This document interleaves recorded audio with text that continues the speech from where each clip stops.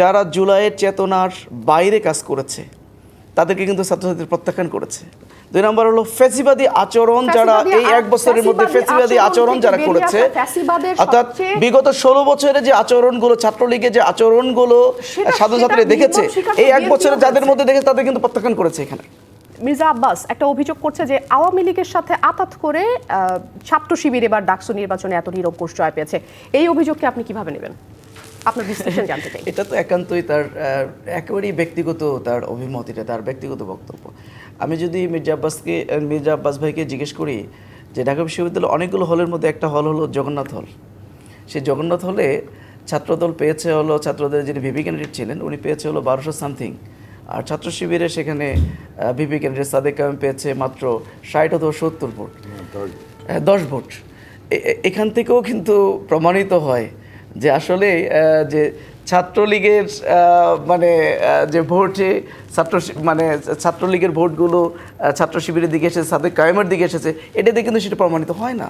আসলে এটা একবারে রাজনৈতিক একটা বক্তব্য তার, বরঞ্চ ছাত্রলীগ বিরোধী মানসিকতা এবং ছাত্রলীগ বিরোধী, ফেসিবাদ বিরোধী আন্দোলনের নেতৃত্ব দেওয়াটাই হলো এখানে সাধারণ ছাত্রদের কাছে মূল ক্রেডিট।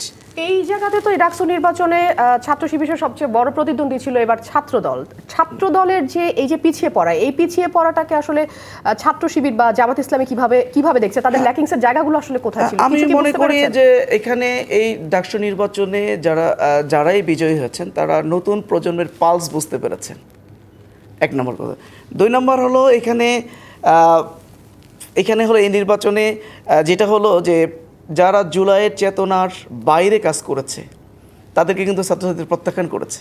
2 নম্বর হলো ফ্যাসিবাদী আচরণ, যারা এই 1 বছরের মধ্যে ফ্যাসিবাদী আচরণ যারা করেছে, অর্থাৎ বিগত 16 বছরে যে আচরণগুলো, ছাত্রলীগের যে আচরণগুলো সাধারণ ছাত্রীরা দেখেছে, এই 1 বছরে যাদের মধ্যে দেখেছে তাদের কিন্তু প্রত্যাখ্যান করেছে। এখানে এই জন্য এখানে ছাত্র শিবিরের মধ্যে যেহেতু জুলাইয়ের চেতনার যে ইয়েটা ছিল, স্পিরিটটা ছিল, সেটা দেখতে পেয়েছে, এবং ফেসিবাদ বিরোধী আন্দোলনে, ফেসিবাদী বিরোধে ছাত্র শিবিরের একটা শক্ত অবস্থান ছিল, এবং এটা মানে সাধারণ ছাত্রদের কাছে এটা খুব স্পষ্ট করেছে ছাত্র শিবির যে আমরা ফেসিবাদ বিরোধী আন্দোলনের এখন স্পিরিট নিয়ে আছি, আমরা জুলাই যোদ্ধাদের নিয়ে কাজ করছি, জুলাই শহীদদের নিয়ে কাজ করছি, আমরা বিশ্ববিদ্যালয়ের শিক্ষার সুষ্ঠু পরিবেশ নিশ্চিত করার জন্য কাজ করছি,